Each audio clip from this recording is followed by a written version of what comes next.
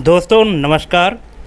मध्य प्रदेश कर्मचारी चयन आयोग के द्वारा जो ये 3 प्रकार की वैकेंसी दिखाई गई है, पहला आप देख रहे हैं जैसा कि स्क्रीन में ग्रुप 4 की है। ग्रुप 4 की वैकेंसी के अंतर्गत कंप्यूटर ऑपरेटर, स्टेनोग्राफर और स्टेनोटाइपिस्ट की है। इसकी जो परीक्षा तिथि डिक्लेयर हो चुकी है 3 मई 2025 से होने वाली है। और दूसरी जो परीक्षा होगी वो आबकारी विभाग की होगी, जिसकी परीक्षा डेट है 5 जुलाई 2025। और जो छात्रावास अधीक्षक की भर्ती है ये आगामी भर्ती है, ये अभी आने वाली है, अभी आई नहीं है।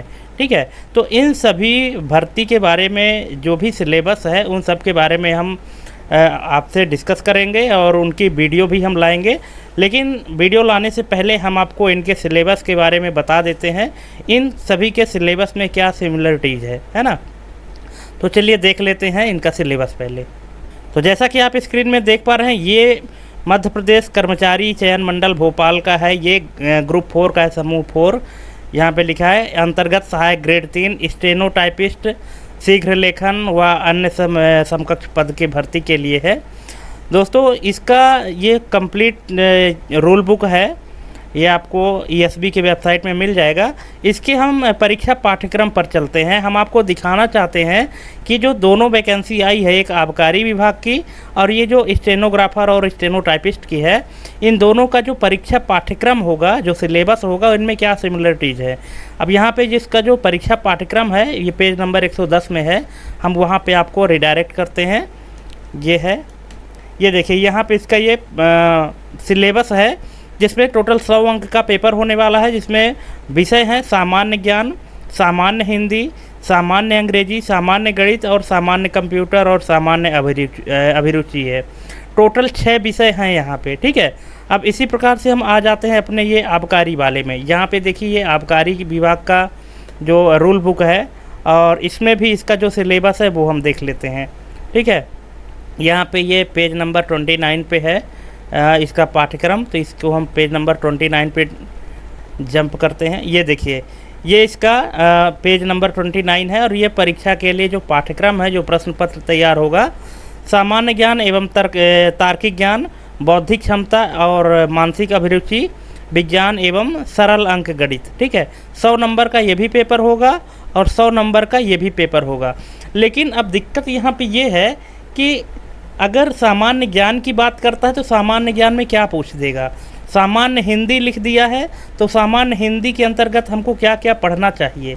ठीक है, सामान्य अंग्रेजी, सामान्य गणित, सब कुछ सामान्य ही, जनरल ही है, तो फिर इसके अंतर्गत पूछेगा क्या क्या, है ना। हमको किस किस विषय में तैयारी करनी चाहिए। अगर बात करें सामान्य हिंदी की, तो हिंदी में हमको क्या क्या पढ़ना चाहिए। ठीक है, अब इस सिलेबस को, अब चूँकि इसके जो सिलेबस हैं तो मिलते जुलते हैं, है ना, तो इसके सिलेबस को हमने थोड़ा सा एक्सप्लोर किया है। तो चलिए देख लेते हैं उसका सिलेबस हमने क्या क्या एक्सप्लोर किया है और आपको क्या क्या पढ़ना चाहिए। तो ये हमने यहाँ पे आप स्क्रीन पे देख पा रहे होंगे, जो सामान्य ज्ञान का जो सिलेबस है, इसके अंतर्गत क्या क्या पूछ सकता है। इतिहास, भूगोल, राज व्यवस्था, अर्थशास्त्र, विज्ञान एवं तकनीकी, करेंट अफेयर्स, ये सब सामान्य ज्ञान के हैं। ठीक है, ये सामान्य ज्ञान के टॉपिक हैं, क्योंकि सामान्य ज्ञान लिख दिया तो दोस्तों सामान्य ज्ञान में कहीं से भी कुछ भी पूछ सकता है। ठीक है, और इसके बाद फिर आते हैं सामान्य हिंदी में। तो सामान्य हिंदी में यहाँ पे आपसे क्या क्या पूछ सकता है। पहला तो ग्रामर हो गया, व्याकरण का पार्ट। फिर यहाँ पे गद्यांश का है, जो कंप्रहेंशन का है, गद्यांश पर आधारित प्रश्न आएंगे। और रिक्त स्थानों की पूर्ति, सही वर्तनी मतलब करेक्ट स्पेलिंग जिसको कहते हैं, शुद्ध वर्तनी वाले, संधि विच्छेद और शब्द शुद्धि, इसके लिए भी आएंगे शब्द। ठीक है, जो ये हिंदी वाले हो गए। सामान्य अंग्रेजी के अंतर्गत आपको ग्रामर के पार्ट में क्या देखना है, noun, pronoun, verb, adjective, adverb, tense, voice, narration, article, preposition, conjunction, synonyms and antonyms, idioms and phrase. ठीक है, रीडिंग कम्प्रहेंशन में ये आएगा, दिए गए पैसेज को पढ़कर प्रश्नों का उत्तर देना। ठीक है, क्लोज टेस्ट होगा और करेक्ट स्पेलिंग। ठीक, ये सामान्य अंग्रेजी का सिलेबस है। सामान्य गणित के अंतर्गत आपसे क्या क्या पूछ सकता है, संख्या पद्धति मतलब number system, LCM, HCF, simplification, percentage, और ये साधारण और चक्रवृद्धि ब्याज, लाभ और हानि, क्षेत्रमिति, समीकरण, औसत, मतलब ये जितने भी सामान्य गणित वाले प्रश्न हैं इन सब से भी प्रश्न आ सकता है और आएगा ही आएगा। ठीक है। अब सामान्य कंप्यूटर ज्ञान के अंतर्गत क्या क्या सिलेबस है। कंप्यूटर के मूलभूत सिद्धांत मतलब basic computer concept, hardware software, operating system, MS office, internet और ईमेल। ठीक है। कंप्यूटर नेटवर्क, साइबर सुरक्षा और शॉर्टकट कीज और टाइपिंग स्पीड टेस्ट, ये पूछ सकता है। सामान्य अभिरुचि जो जनरल एप्टीट्यूड है, इसके अंतर्गत आपसे क्या क्या पूछेगा। तार्किक तर्क जो है, जैसे लॉजिकल रीजनिंग हो गया, मैथमेटिकल रीजनिंग हो गया। ठीक है। अब ये लॉजिकल रीजनिंग के अंतर्गत जैसे कोडिंग डिकोडिंग है, रक्त संबंध जिसको ब्लड रिलेशन कहते हैं, दिशा और दूरी, वर्णमाला और संख्या श्रृंखला, घड़ियाँ और कैलेंडर। और जो मैथमेटिकल रीजनिंग है उसमें आएगा आपका वेन डायग्राम आएगा और डेटा इंटरप्रिटेशन आएगा, घन एवं पासा, बैठने की व्यवस्था। तो दोस्तों इस तरह से ये पूरे सिलेबस को हमने यहाँ पे एक्सप्लोर किया है, क्योंकि सामान्य हिंदी सामान्य अंग्रेजी बोलने से काम नहीं चलेगा, उसमें उसके अंदर घुसना पड़ेगा कि इसके अंदर का क्या क्या पूछेगा। और इसी सब सिलेबस के बेस पर हम आपके सामने वीडियो लेकर आ रहे हैं। ठीक है। क्योंकि एक वीडियो हमने ऑलरेडी डाला है अपने YouTube चैनल में, वो वीडियो हम आपको दिखा देते हैं, उसका लिंक भी हम अपने डिस्क्रिप्शन में दे देंगे। तो देखिए हम आपको अपने चैनल पे रिडायरेक्ट करते हैं। ये हमारा चैनल है ऑफिस नो प्रॉब्लम। यहाँ पे देखिए हमने ये पहला वीडियो डाला है, ये सामान्य ज्ञान में इतिहास का, क्योंकि यहाँ पे आप देख सकते हैं जो सामान्य ज्ञान में पहली टॉपिक थी इतिहास।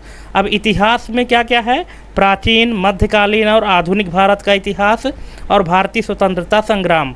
दोस्तों इस टॉपिक से रिलेटेड हमने टोटल 200 MCQ कराए हैं। ठीक है। यहाँ पे आप देख सकते हैं। ठीक है। और ये हमने क्या है कि अभी सिर्फ एक ही टॉपिक को हम लेकर नहीं चल रहे हैं। अभी सामान्य ज्ञान का हम आज पिछले दिन डाले हैं। आज हमारा जो हमारा वीडियो होगा वो इस पर होगा, सामान्य हिंदी पर होगा। और सामान्य हिंदी में जो पहली टॉपिक है वो है व्याकरण। और व्याकरण के अंतर्गत यहाँ पे आप देख सकते हैं संधि है, समास है, उपसर्ग है, प्रत्यय है। अब देखिए इन सब को अगर हम एक ही वीडियो में कवर करेंगे तो वीडियो ज़्यादा लेंदी हो जाएगी, इसलिए हम एक एक टॉपिक उठा रहे हैं। ठीक है। तो दोस्तों आज हम जो आपको बताने वाले हैं वो हमारा होगा संधि। संधि से रिलेटेड दोस्तों कंप्लीट जितना भी डाउट आपके मन में होगा तो उन सब डाउट को हम आज यहाँ पे क्लियर करेंगे। जिसको संधि से संबंधित, जिसको संधि का सब ही नहीं आता, उसको भी ये वीडियो देखने के बाद कंप्लीट नॉलेज हो जाएगा। ठीक है। तो चलिए शुरू करते हैं। अब यहाँ पे आप देख रहे हैं कि सामान्य हिंदी व्याकरण में हमने संधि के बारे में बताना है, संधि का कंप्लीट नॉलेज आपको देना है और संधि पूरा हम इसको डिफाइन करेंगे और संधि क्या होता है, कितने प्रकार का होता है, और फिर इससे संबंधित हम MCQ भी करेंगे। तो दोस्तों वीडियो में अंत तक बने रहिएगा, बहुत मज़ा आने वाला है आपको। क्योंकि देखिए ये टॉपिक ऐसा है कि चाहे कोई भी कॉम्पिटिटिव एग्ज़ाम हो उन सभी में इन चीज़ों को पूछा जाता है ना। तो आप वीडियो में अंत तक बने रहिएगा, क्योंकि एक वीडियो देखने से दोस्तों जितनी भी परीक्षाएं कॉम्पिटिटिव एग्ज़ाम होंगी, प्रतियोगी परीक्षाएं, उन सब के लिए तैयारी आपकी हो जाएगी। इसलिए वीडियो में अंत तक बने रहें और जहां भी आपको डाउट हो, जो दिक्कत हो, तो आप कमेंट करके पूछ सकते हैं। और हाँ, अगर आप चैनल में पहली बार आए हैं तो प्लीज़ चैनल को सब्सक्राइब करके और बेल आइकन प्रेस करके रखें, क्योंकि हम हर टॉपिक पर आपको वीडियो देने वाले हैं। और जहाँ कहीं भी दिक्कत हो तो आप हमको कमेंट करके पूछ सकते हैं। ठीक है। और इसका PDF प्राप्त करने के लिए हमारे Telegram channel office no problem में ज्वाइन करके और वहाँ से PDF फाइल प्राप्त कर सकते हैं। तो देखिए यहाँ पे आज हम जो सीखेंगे हिंदी व्याकरण में संधि क्या होता है। ठीक है। तो सबसे पहले संधि की परिभाषा जानते हैं। और मुझे पता है कि बहुत सारे लोगों को संधि के बारे में अच्छा नॉलेज होगा, लेकिन फिर भी आपका ज्ञान परखने के लिए कि कहीं आप भूल तो नहीं गए या कहीं पे आपको कोई डाउट तो नहीं है, वो लोग भी देखें। और जिनको नहीं आता है वो तो मतलब डेफिनेटली वो देखें ही देखें, पर जिनको आता है वो भी एक बार हमारे वीडियो को देखें और अपना कमेंट हमको करें, अपना विचार प्रस्तुत करें। तो चलिए शुरू करते हैं। यहाँ पे संधि की परिभाषा देख लेते हैं पहले, कि संधि का शाब्दिक अर्थ है मेल या जोड़। संधि का शाब्दिक अर्थ क्या है, मेल या जोड़, मतलब जोड़ना। क्या, व्याकरण में जब दो शब्द पास पास आते हैं तो पहले शब्द की अंतिम ध्वनि मतलब वर्ण और दूसरे शब्द की पहली ध्वनि आपस में मिलकर एक नया रूप धारण कर लेती हैं या उनमें कोई परिवर्तन आता है, वर्णों के इसी मेल और उससे उत्पन्न परिवर्तन को संधि कहते हैं। ठीक है, आई होप कि आपको समझ में आया होगा दोस्तों कि संधि की परिभाषा क्या होती है। एक बार फिर से आप रिवाइज कर लीजिए कि व्याकरण में कि जब दो शब्द पास पास आते हैं और पहले शब्द का अंतिम वर्ण और दूसरे शब्द का पहला वर्ण आपस में मिलकर एक नया रूप धारण कर लेते हैं या उनमें कोई परिवर्तन या विकार उत्पन्न हो जाता है तो वर्णों के इसी मेल और इससे उत्पन्न परिवर्तन को संधि कहते हैं। अभी आप आगे देखते जाइए कि इसमें और क्या क्या चीज़ें हैं। ठीक है, अब मुख्य बात क्या है कि संधि शब्दों का नहीं बल्कि ध्वनियों वर्णों का मेल होता है। देखिए संधि में क्या होता है कि शब्दों का मेल नहीं। देखिए दोस्तों, शब्द और वर्ण दोनों अलग अलग चीज़ें हैं, है ना, ये आपको तो पता ही होगा। ये उनके लिए बहुत ही काम की चीज़ है जिनको हिंदी व्याकरण के बारे में नॉलेज कम है। तो शब्द क्या होता है कि वर्णों का समूह होता है। ठीक है, वर्णों से मिलकर अक्षरों से मिलकर शब्द बनता है। ठीक है, तो संधि में शब्दों का नहीं बल्कि वर्णों का मेल होता है, ध्वनियों का मेल होता है। ठीक है, इस चीज़ को आपको विशेष ध्यान रखना है। अब चलिए आगे चलते हैं, क्या है उदाहरण थोड़ा सा देख लेते हैं कि उदाहरण किस तरह से आएंगे संधि में। तो यहाँ पे आप देख रहे हैं जैसा कि हिम धन आलय। ठीक है, हिम धन आलय बराबर हिमालय। अब यहाँ पे कैसे हुआ कि यहाँ पहले शब्द हिम, पहला शब्द क्या है हिम है, हिम के अंत में आ आता है। अगर आप बोले हिम तो हिम बोले हैं तो लास्ट में आ की अनुभूति होती है। ठीक है, अ की ध्वनि आती है। और दूसरे शब्द में आलय के शुरू में आ बड़ा आ की ध्वनि आती है। तो इस प्रकार से जब ह्रस्व आ और आ मतलब बड़ा आ मिलकर बड़ा आ बन जाए तो यहाँ पे देखिए इस तरह से ये संधि विच्छेद होता है। ठीक है, कि शब्दों को तोड़ करके जहाँ पे ऐसा लगता है कि दो शब्द आपस में मिल करके, है ना, दो वर्ण आपस में मिल करके एक नया शब्द बना रहे हैं। ठीक है, तो वहाँ पे ये संधि होती है। इसी तरह से दूसरा एग्जाम्पल है जगत धन नाथ बराबर जगन्नाथ। ठीक है, अब यहाँ पहले शब्द में जगत आ रहा है। ठीक है, त क्या है हलंत वाला त है, मतलब पूरा त नहीं है। ठीक है, और दूसरे शब्द में नाथ से शुरू हो रहा है मतलब न वर्ण आ रहा है। तो त और न के मेल से त बदल कर न हो गया। ठीक है, तो अगर आप जगन्नाथ को एक साथ बोले तो जगन्नाथ है, लेकिन जब इसकी संधि विच्छेद करेंगे तो जगत प्लस नाथ होता है। अभी इसको आगे हम और अच्छे से एक्सप्लोर करेंगे। चलिए आगे चलते हैं। अब संधि के प्रकार देख लेते हैं कि संधि कितने प्रकार के होते हैं। आपको पता होगा, बहुत सारे लोगों को पता होगा। ठीक है, फिर भी आप एक बार इसको अच्छे से एक्सप्लोर करिए और अपना रिवीजन करिए। जिनको आता है जिनको नहीं आता वो तो देख ही लें कि संधि कितने प्रकार का होता है। कि वर्णों के आधार पर संधि के 3 मुख्य भेद होते हैं। वर्ण के आधार पर संधि कितने भेद होते हैं? 3 होते हैं। कौन कौन से? पहला है स्वर संधि, दूसरा है व्यंजन संधि और तीसरा है विसर्ग संधि। संधि के मुख्य 3 भेद ही होते हैं, 3 प्रकार के ही संधि होते हैं। अब बाकी इसके कैटेगरी अलग अलग है, जैसे स्वर संधि में अलग अलग प्रकार के होते हैं। ठीक है, फिर व्यंजन संधि है, फिर विसर्ग संधि है। ठीक है, अब इनको आगे हम और एक्सप्लोर करेंगे। दोस्तों वीडियो में अंत तक बने रहेगा, बहुत मज़ा आने वाला है आपको। ऐसा एक्सप्लेनेशन आपको पूरे यूट्यूब में नहीं मिलने वाला है। और एक वीडियो देखने से आपके कई सारे कॉम्पिटिटिव एग्जाम की तैयारी होने वाली है ना। ये आपके लिए प्लस पॉइंट है, इसीलिए वीडियो में अंत तक बने रहिएगा। अब चलिए देख लेते हैं कि स्वर संधि क्या होता है। ठीक है, स्वर। ठीक है, अब स्वर में जैसे आपको स्वर और व्यंजन तो पता ही होगा ना। ठीक है, कि जो आ ई उ होता है ये सब क्या होते हैं? स्वर होते हैं। और क ख ग ये सब व्यंजन होते हैं। ठीक, चलिए स्वर संधि देख लेते हैं। स्वर संधि क्या है कि जब पहले शब्द का अंतिम वर्ण स्वर हो और दूसरे शब्द का पहला वर्ण भी स्वर हो तो उनके मेल से होने वाले परिवर्तन को स्वर संधि कहते हैं। स्वर संधि क्या होता है कि जब पहले शब्द का अंतिम वर्ण स्वर हो और दूसरे शब्द का पहला वर्ण भी स्वर हो और उन दोनों के मेल से जो परिवर्तन होता है उसको स्वर संधि कहते हैं। अब यहाँ पे कुछ उदाहरण दिए गए हैं, जैसे विद्यार्थी। अब विद्यार्थी को जब आप संधि विच्छेद करते हैं तो विद्या धन अर्थी, ठीक है। अब विद्या में अंतिम का वर्ण क्या है? आ है, बड़ा आ है।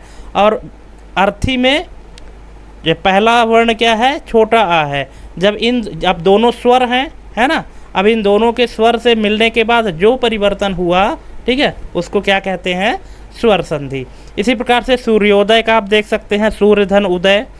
देवेंद्र का देख लीजिए, देव धन इंद्र, ठीक है। अब देव में जब आप देव बोलेंगे, देव, है ना, तो लास्ट में अ की अनुभूति होती है। अब इंद्र में तो ई है ही, तो ये दोनों अ और ई मिलकर ए हो जाते हैं, ठीक है। महात्मा, महा लास्ट में क्या आता है? आ, ठीक है। और आत्मा, ठीक है। और ये दोनों मिल करके क्या बनते हैं? महात्मा, ठीक। तो आप जितने भी उदाहरण देख रहे हैं इन सब में स्वर संधि है, ठीक है। अगर कहीं भी आपको डाउट होगा तो आप हमको कमेंट कर सकते हैं, ठीक है, या कि हमारे बताने में अगर कहीं भी गड़बड़ी होती है तो आप हमको कमेंट करके पूछ सकते हैं। नेक्स्ट चलते हैं। अब स्वर संधि के 5 उपभेद होते हैं। स्वर संधि के कितने भेद होते हैं? 5 भेद होते हैं, मतलब 5 प्रकार के स्वर संधि हैं। कौन कौन से हैं? अब यहाँ पे देखते हैं। पहला है दीर्घ संधि।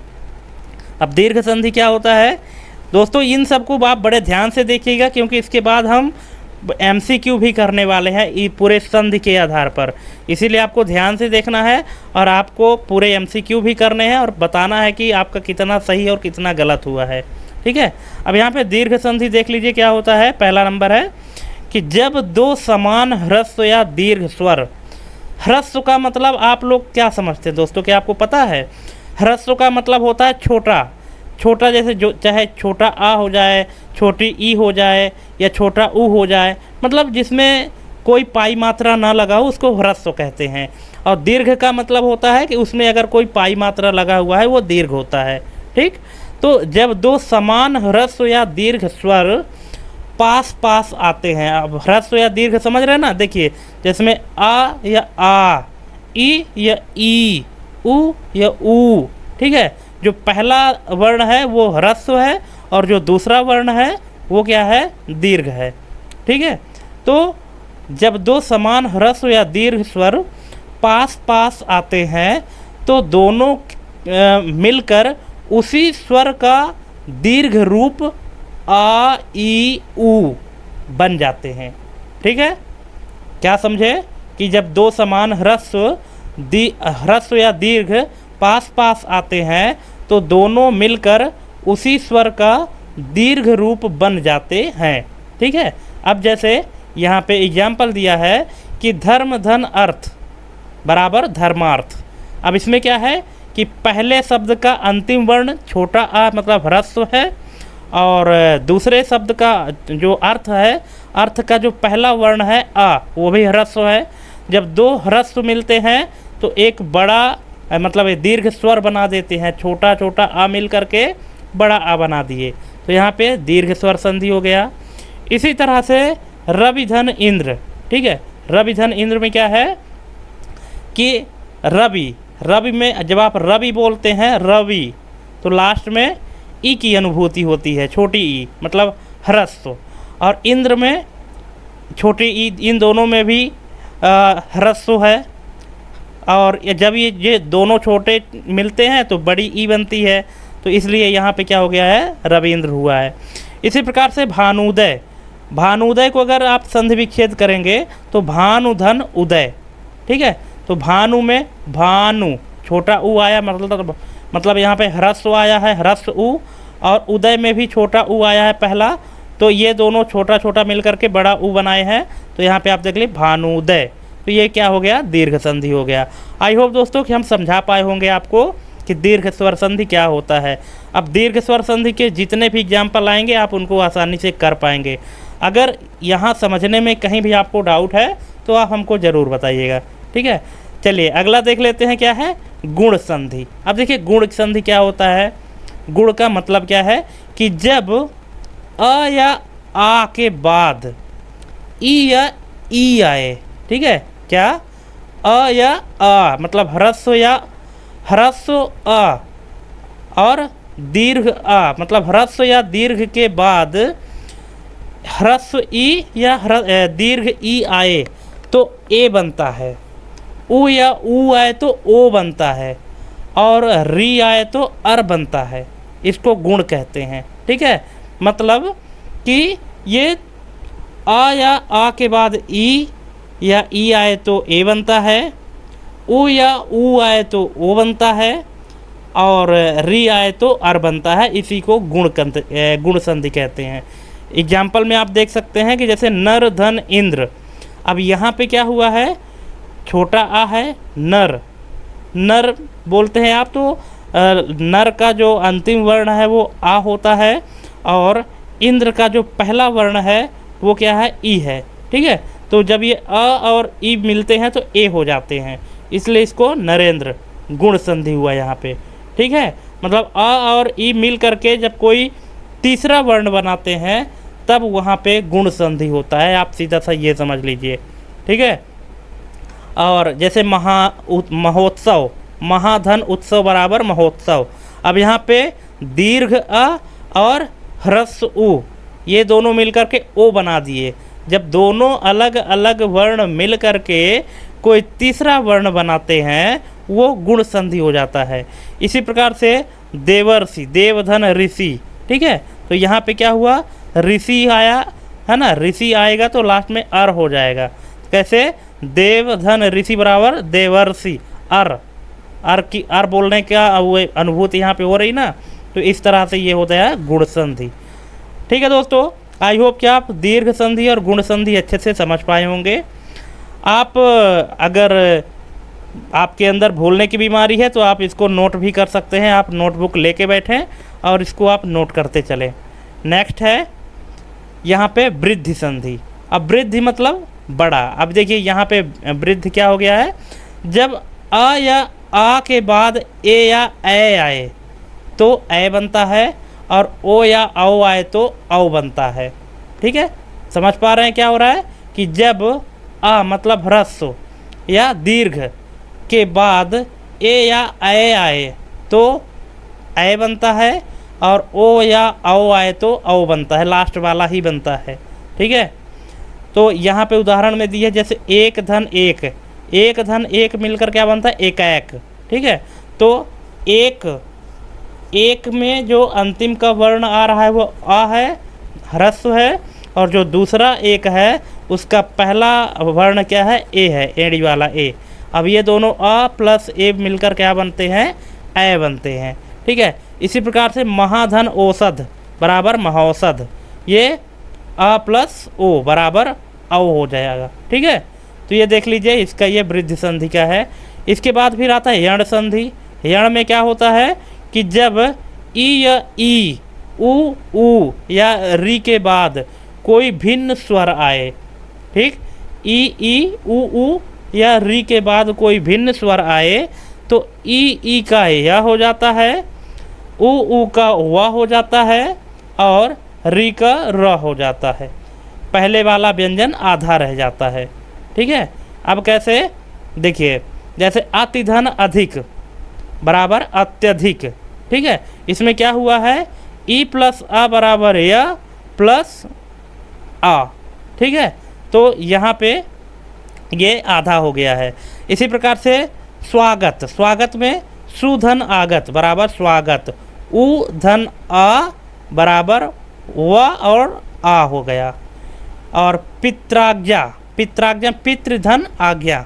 ठीक है, यहाँ पे पितृ, पितृ। ठीक है, री का आ रहा है यहाँ पे अनुभूति, और यहाँ पे आज्ञा में बड़ा आ है, तो री और आ रहा है तो ये र हो गया प्लस आ। ठीक है, तो यहाँ पे ये आ हो गया। ठीक, अगला है अयादि संधि। अयादि में क्या होता है कि जब ए ओ औ के बाद कोई भिन्न स्वर आए, ए ओ औ के बाद कोई भिन्न स्वर आए तो ए का ए का आय, ओ का औ और औ का आव हो जाता है। कैसे, जैसे ने धन अन बराबर नयन, ने धन अन बराबर नयन, है ना। यहाँ पे ए धन अ का ए और आ हो गया है, ठीक है, नयन। गय धन अक मतलब गायक, ए प्लस आ बराबर आय प्लस आ। इसी तरह से पवन, पावक, इन सब का आप देख सकते हैं एग्जाम्पल। दोस्तों थोड़ा सा मुश्किल लग रहा है ना, क्योंकि इतना आसान नहीं है, पर हाँ अगर आप 2-3 बार रिवीजन करेंगे तो आपको अच्छे से समझ में आएगा। और अगर आप एक बार समझ गए ना तो फिर आपको कहीं भी कोई भी मुश्किल नहीं होगी। बस ये है कि इनके नियमों को थोड़ा सा आपको पढ़ना पड़ेगा अच्छे से, क्योंकि देखिए एग्ज़ाम में क्रैक करना थोड़ी सी इतना आसान नहीं होता है। इसलिए आपको इन सब के नियमों को पहले जानना चाहिए, इसके बाद फिर आप एमसीक्यू करिए। और हम आपको इतना डिटेल में इसलिए बता रहे हैं क्योंकि अभी हम आगे एमसीक्यू भी कराने वाले हैं। तो जब आपको इनके नियम ही नहीं पता रहेंगे तो आप क्या एमसीक्यू करेंगे, ठीक है। इसलिए इन सब को आपको ध्यान से देखना है और वीडियो बिना स्किप किए देखिएगा, क्योंकि स्किप कर देंगे तो कुछ ना कुछ आप ज़रूर मिस कर जाएंगे। नेक्स्ट है, यहाँ पे आता है दोस्तों व्यंजन संधि, ठीक है। स्वर संधि कंप्लीट हो गया, 5 प्रकार के स्वर संधि होते हैं। अब व्यंजन संधि देख लेते हैं क्या होता है। यहाँ पे लिखा है कि जब पहले शब्द का अंतिम वर्ण व्यंजन हो और दूसरे शब्द का पहला वर्ण स्वर या व्यंजन कुछ भी हो तो उनके मेल से होने वाले परिवर्तन को व्यंजन संधि कहते हैं, ठीक है। क्या बोल रहा है यहाँ पे, मेन चीज़ फोकस करना है अपने को कि पहले शब्द का अंतिम वर्ण क्या हो रहा है।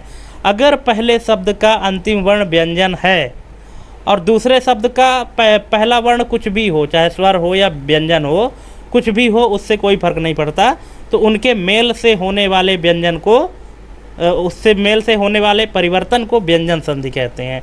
यहाँ पे कुछ उदाहरण भी दिया है कि जैसे दिक धन गज बराबर दिग्गज, ठीक है। अब दिक में क आया है जो व्यंजन है और गज में ग आया है वो भी व्यंजन है, और इन दोनों के मेल से दिग्गज बन गया है। इसी तरह से सत धन जन बराबर सज्जन, ठीक है।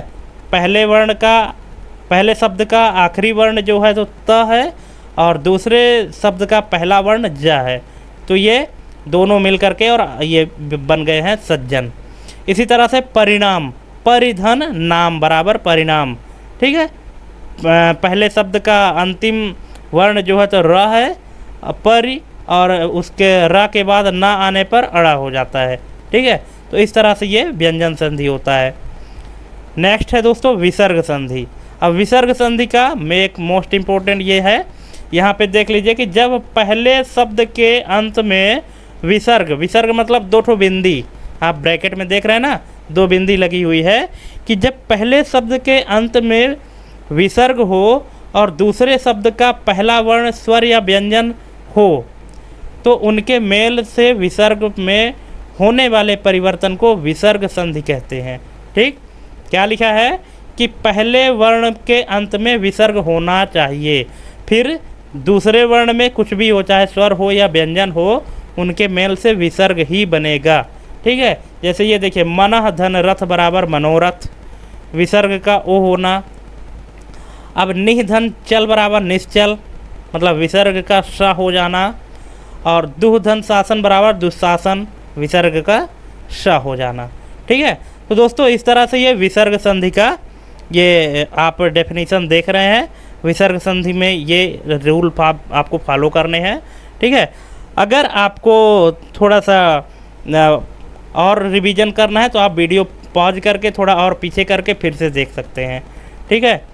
नेक्स्ट है, अब यहाँ पे देखिए इतने सारे रूल हैं, तो संधि को याद रखने की सबसे सरल ट्रिक क्या है, ये हम यहाँ पे आपको थोड़ी सी बताने की कोशिश कर रहे हैं कि संधि को याद रखने की सबसे सरल ट्रिक क्या है।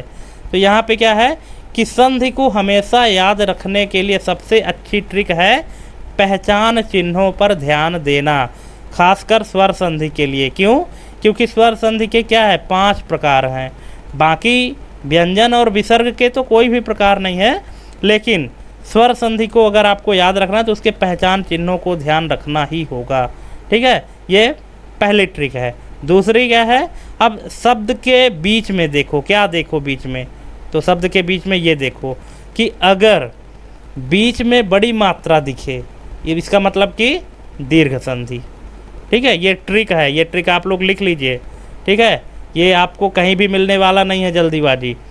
अगर बीच में बड़ी मात्रा दिखे तो इसका मतलब कि क्या है, वो दीर्घ संधि है। ठीक है, और अगर बीच में एक मात्रा मिले, ठीक है, अगर बीच में एक मात्रा मिले जैसे ए ओ या आर की ध्वनि हो, इसका मतलब कि गुण संधि है। ठीक है, अगर बीच में दो मात्राएं मिलते हैं जैसे ए आओ, ये दिखे तो क्या हो जाता है, वृद्धि हो जाता है, जैसे एकाएक है, महोषधि है। ठीक, अगर बीच में या वा दिखे तो उसके ठीक पहले आधा अक्षर हो, यात्रा दिखे तो यण संधि हो जाता है, जैसे अत्यधिक, स्वागत, पित्राज्ञा, ये सब अगर हो तो वो क्या हो जाता है, यण संधि हो जाता है। ठीक है, क्या लिखा है यण में कि अगर बीच में या वा दिखे, या वा, तो उसके ठीक पहले आधा अक्षर हो, यात्रा दिखे तो यण हो जाता है, जैसे अत्यधिक, स्वागत, पित्राज्ञा, ये सब क्या है, यण संधि है। और अगर सरल अक्षर 3 अक्षर लगे और बीच में आए आओ अब आप जैसी पूरी ध्वनि आए, या वा से पहले पूरा अक्षर हो तो अयादि संधि। ठीक है, या वा से पहले पूरा अक्षर हो तो अयादि संधि होता है, जैसे नयन, गायक, पावक, पवन। ठीक है, इस तरह के अगर शब्द आते हैं बीच में तो वहाँ पे अयादि संधि आएगा। ठीक है, तो ये दोस्तों आपको ध्यान रखना है, क्योंकि नियम को अगर आप ध्यान देंगे तो, हालांकि अगर आप नियम रट लेते हैं तब तो और अच्छी बात है, नियम को समझ लीजिए तो, पर ये एक शॉर्टकट ट्रिक है इसको याद करने का, संधि को। ठीक है, आप एक बार इसको रिवीजन कर लीजिएगा और लिख लीजिएगा कहीं ना कहीं नोटबुक में। ठीक, चलिए और नेक्स्ट चलते हैं। अब आगे क्या है कि अगर स्वर संधि के ये नियम ना लगें तो, अगर स्वर संधि के ये नियम ना लगें तब क्या करना है, तो फिर क्या, तो देखो क्या शब्द के बीच में कोई व्यंजन डबल हो रहा है। अगर स्वर संधि के जितने नियम आप लोग पढ़े हैं, दीर्घ, अयादि, यण, गुण, ठीक है, अगर ये सब स्वर संधि के नियम ना लगें तब क्या देखना है, तो फिर ये देखना है कि क्या शब्द के बीच में कोई व्यंजन डबल हो रहा है, जैसे सज्जन है, उज्ज्वल है, या पहले का तीसरा पांचवा बन रहा है, जैसे दिग्गज है, जगन्नाथ है। ठीक है, या कोई विसर्ग का बदलाव जैसे मनोरथ, निश्चल, तो फिर ये क्या हो जाएंगे, या तो ये व्यंजन संधि होंगे या फिर विसर्ग संधि होंगी। ठीक है, अगर स्वर संधि के ये नियम ना लगे तो कौन से नियम, ये वाले नियम। ठीक है, अगर स्वर संधि के ये वाले नियम ना लगे, ठीक, तो फिर आपको ये चीज़ आपको ध्यान रखना है। अब मुख्य मंत्र सबसे अच्छी बात क्या है कि संधि का मतलब है पास वाली आवाज़ों का मेल प्लस बदलाव। बस बीच की आवाज़ पर ध्यान दो और उदाहरणों पर खूब अभ्यास करो, यही एक मूल मंत्र है। बाकी अगर आप उस तरह से रटेंगे तो रटने से कुछ नहीं होगा, आपको वहाँ पे गलती आप कर बैठेंगे। ठीक है, तो आई होप दोस्तों कि आप संधि के परिभाषा, उसके प्रकार और उसकी व्याख्या, उन सब के बारे में आप अच्छे से समझ गए होंगे। और अगर आप समझ गए हैं तो फिर अब संधि पर आधारित कुछ वस्तुनिष्ठ प्रश्न कर लेते हैं। ठीक है, तो क्या आप तैयार हैं इसका MCQ करने के लिए? अगर तैयार हैं तो चलिए शुरू करते हैं, और हाँ, अंत तक बने रहिएगा। ठीक है, हो सकता है कुछ लोगों को हमारी ये वीडियो बोरिंग भी लगे, पर ऐसा नहीं है दोस्तों, क्योंकि अभी आपके पास टाइम है तो आप अच्छे से तैयारी कर लीजिए, क्योंकि हम बार बार कह रहे हैं कि एक वीडियो से आपके कई सारे एग्ज़ाम की तैयारी हो जाएगी, क्योंकि जो संधि समास होता है ये तो सभी में एक ही जैसे होता है ना। ठीक है, तो इसलिए आपको ये मोस्ट इम्पोर्टेंट वीडियो है आप सभी के लिए। चलिए अब यहाँ पे हम कुछ क्वेश्चन कर लेते हैं। यहाँ पे पहला क्वेश्चन है कि विद्यालय शब्द में कौन सी संधि है। अब आप देखिए ध्यान से, विद्यालय, देखिए कोई भी शब्द अगर आपको मिलता है ना तो जल्दी से पहले उसका संधि विच्छेद कर लीजिए, तो आपको समझने में आसानी होगी। विद्यालय शब्द में कौन सी संधि है? ठीक है, विद्यालय में, अब विद्यालय का अगर संधि विच्छेद करेंगे तो क्या होगा, विद्याधन आलय। ठीक है, विद्या धन आलय।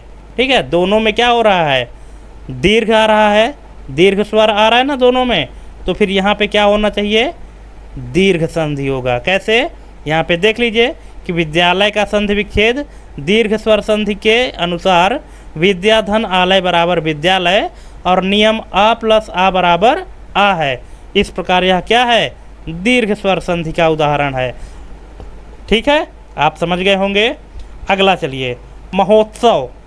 ठीक है, महोत्सव का संधि विच्छेद क्या है, ये जो महोत्सव है इसका सही संधि विच्छेद क्या होगा, क्या आप इसको कर सकते हैं? अगर कर सकते हैं तो बिल्कुल बताइएगा, और कर भी लेंगे क्योंकि इतना आसान है, अभी हमने समझाया भी है। इसका सही संधि विच्छेद होगा महाधन उत्सव।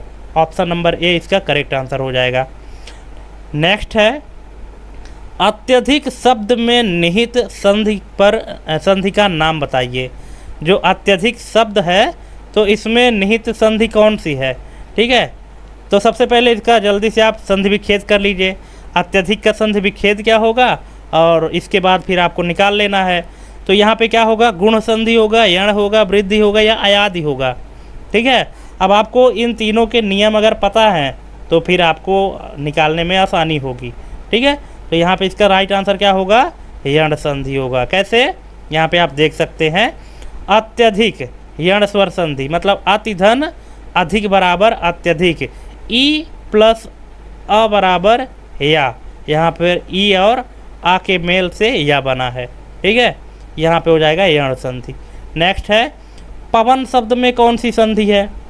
गुण संधि है, यण है, अयादि है, वृद्धि है, क्या है? इसका राइट आंसर हो जाएगा अयादि संधि। ठीक है, पवन में अयादि संधि। क्यों? इसका संधि विच्छेद है पो धन अन, है ना। तो यहाँ ओ स्वर के बाद आ स्वर आने पर ओ मतलब अब में बदल जाता है, जो अयादि संधि का नियम है। नेक्स्ट है, सज्जन का संधि विच्छेद क्या होगा, आप बताइए।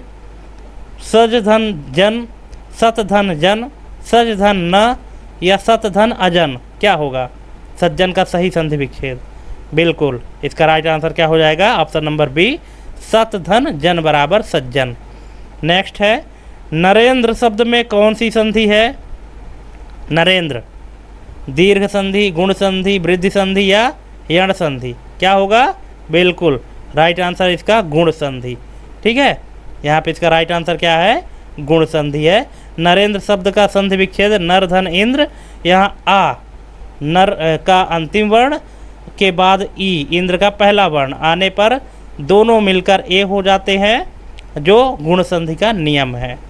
नेक्स्ट है, एकैक। एकैक में कौन सी संधि है? एक धन एक बराबर एकैक, इसका राइट आंसर है वृद्धि संधि। ठीक है, ये देखिए यहाँ पे हमने इनका नोट भी किया है, इनको व्याख्या भी यहाँ पे दिया हुआ है, आप वीडियो पॉज करके और पढ़ सकते हैं। नेक्स्ट है, स्वागत शब्द का सही संधि विच्छेद क्या है?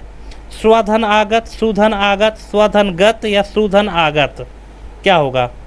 बिल्कुल इसका राइट आंसर हो जाएगा सुधन आगत बराबर स्वागत।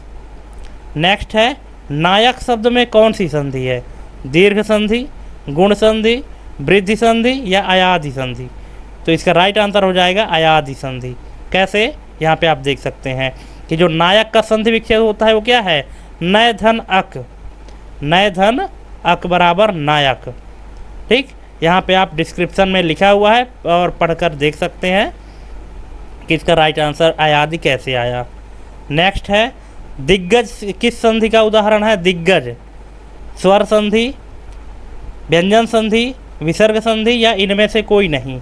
अब सबसे पहले दिग्गज का आपको संधि विच्छेद करना है तो ऑटोमेटिक समझ में आ जाएगा, है ना। दिग्गज का अगर आप संधि विच्छेद कर लेते हैं तो इसका राइट आंसर आपको पता हो जाएगा। बिल्कुल इसका राइट आंसर है व्यंजन संधि। कैसे? दिक धन गज। ठीक है, दिक धन गज बराबर दिग्गज।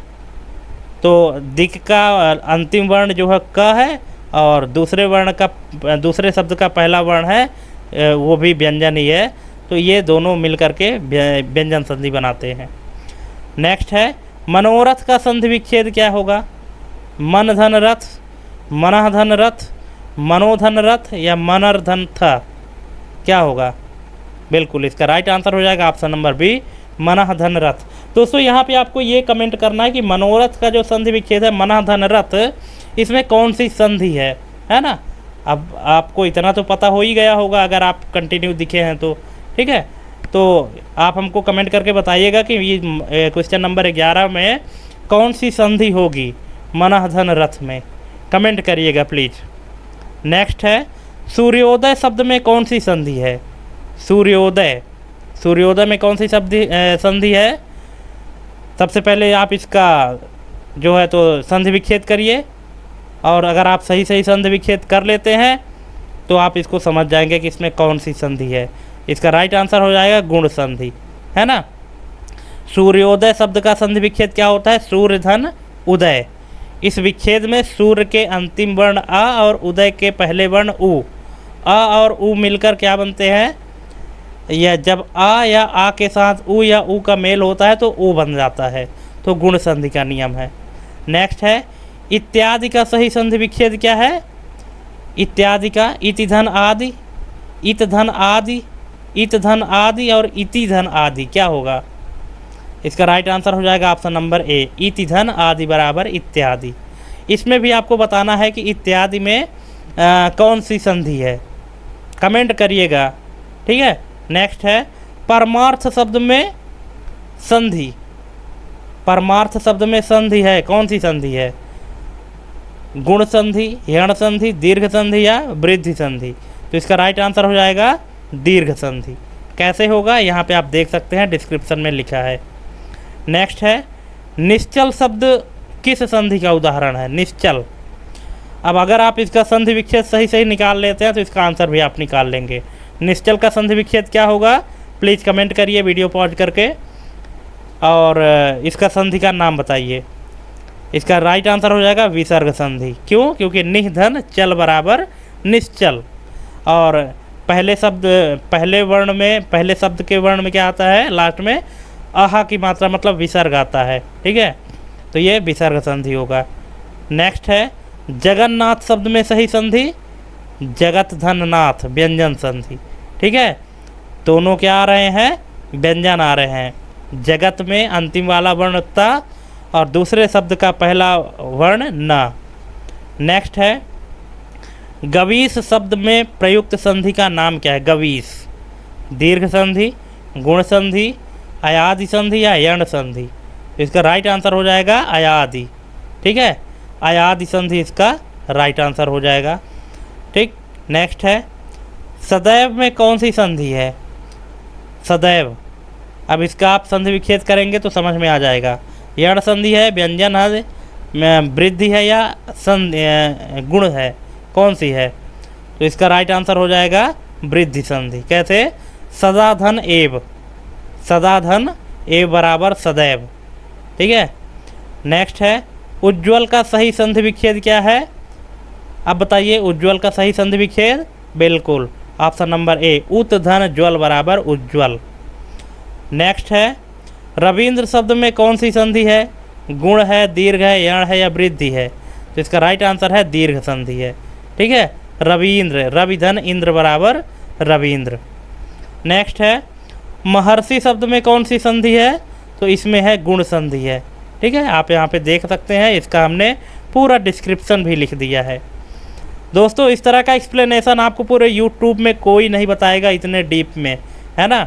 और आपको हमारे चैनल से लगातार जुड़े रहना है, क्योंकि हर टॉपिक पर हम वीडियो बना रहे हैं। जैसे पिछला वीडियो हमने सामान्य ज्ञान पर बनाया है, इतिहास पर बनाया है।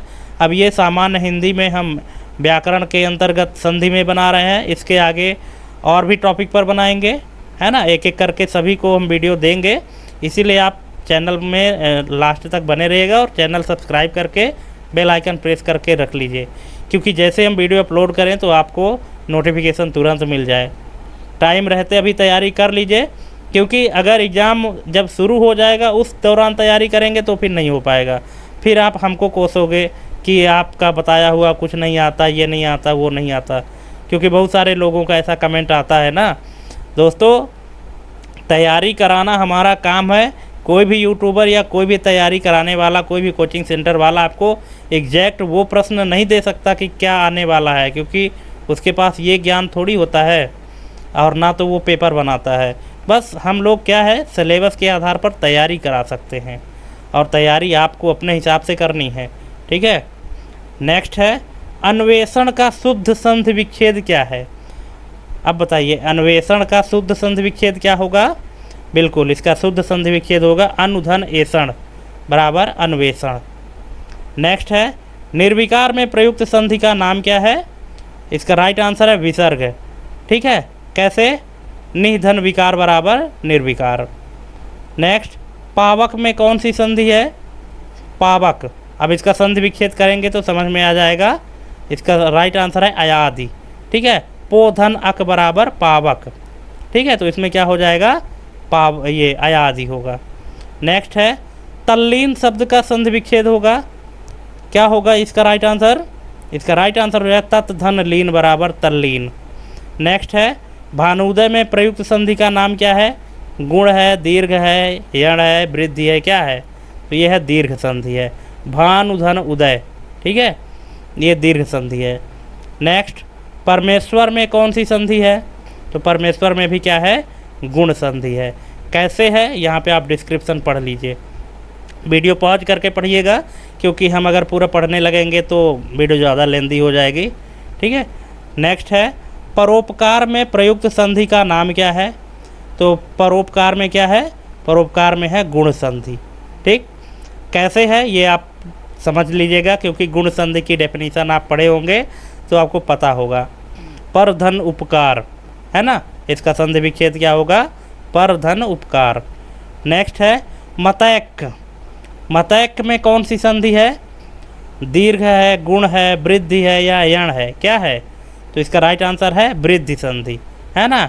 मत धन एक, आ और ए मिलकर अय हो जाता है, ठीक।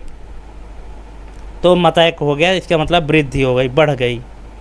नेक्स्ट है, निरोग में कौन सी संधि प्रयुक्त हुई है, ठीक है। निरोग में प्रयुक्त संधि का नाम क्या है, स्वर संधि, व्यंजन संधि, विसर्ग संधि, या इनमें से कोई नहीं। अब निरोग को आप संधि विच्छेद करिएगा तो समझ में आ जाएगा। निधन रोग मतलब विसर्ग संधि, ठीक है। निरोग में विसर्ग संधि है क्योंकि निधन रोग होता है। फिर है, वागीश का सही संधि विच्छेद क्या है।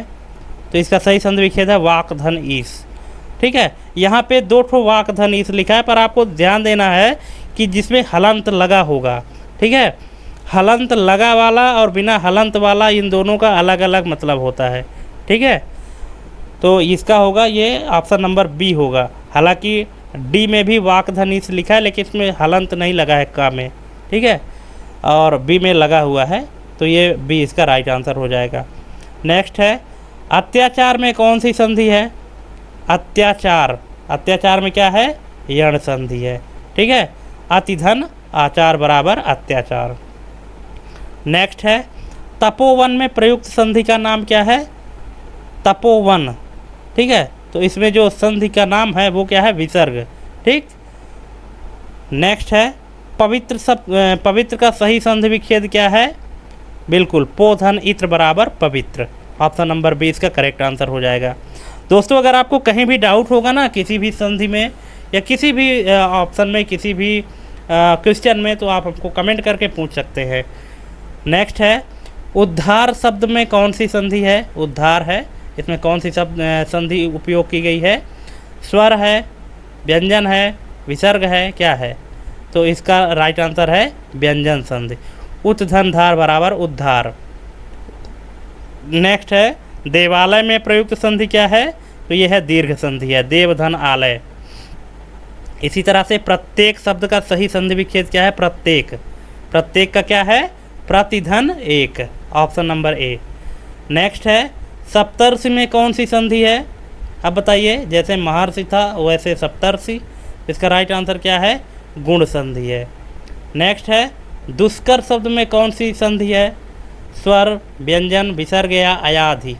तो संधि विच्छेद करके ही आपको आंसर निकालना है, ठीक। तो इसका सही आंसर हो जाएगा विसर्ग, दुह धन कर बराबर दुष्कर। नेक्स्ट है, महोषधि। महोषध शब्द का संधि विच्छेद क्या है।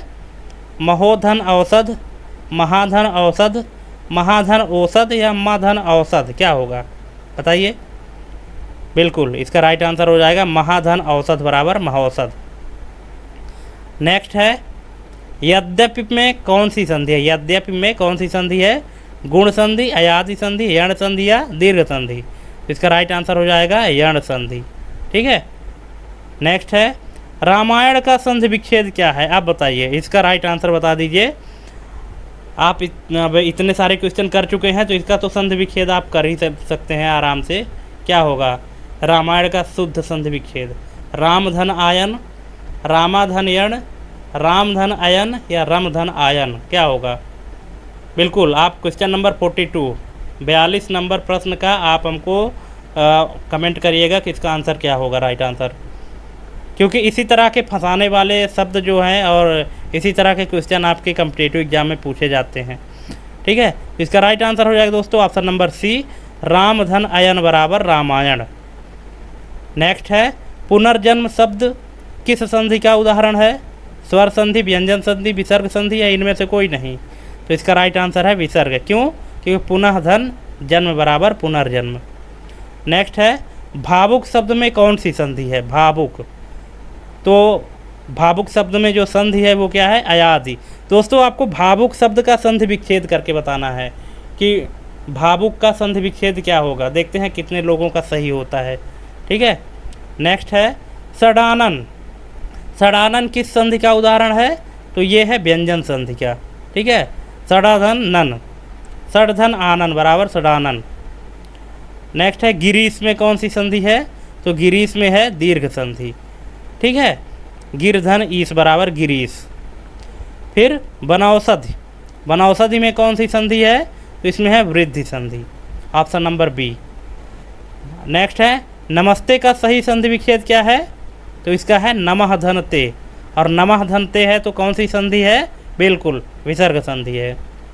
नेक्स्ट अब्ज शब्द में कौन सी संधि है? अब्ज। अब बताइए, ये क्वेश्चन आप इसके पहले किए रहे होंगे अगर कभी, तो आपको इसका आंसर पता होगा। अब्ज शब्द में कौन सी संधि है? बिल्कुल इसमें है व्यंजन संधि, है ना। क्योंकि अब्ज का संधि विच्छेद क्या होगा ये आपको कमेंट करके बताना है। नेक्स्ट और लास्ट है अ और ए, आ धन ई मिलकर ए होता है, ये स्वर संधि के किस भेद को व्यक्त करता है? जब आ ई आ प्लस ई मिलकर ए बनता है तो स्वर संधि के किस भेद को व्यक्त करता है? बिल्कुल ये करता है गुण संधि को। ठीक है, ये ऑप्शन नंबर बी इसका करेक्ट आंसर हो जाएगा। तो दोस्तों इस तरह से आखिरी तक देखने के लिए हमारी ये वीडियो आपको बहुत बहुत धन्यवाद। और आप हमको कमेंट करके ज़रूर बताइएगा कि 50 में से आपके टोटल कितने नंबर सही हुए हैं, है ना। और अगर कहीं भी आपको कमी लगी हो या कहीं भी समझने में दिक्कत हुई हो तो प्लीज़ कमेंट करके पूछ लीजिएगा।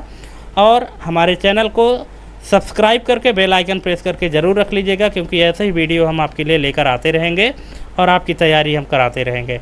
तो थैंक्स फॉर वॉचिंग और मिलते हैं अपने अगले वीडियो में। तब तक के लिए जय हिंद, वंदे मातरम।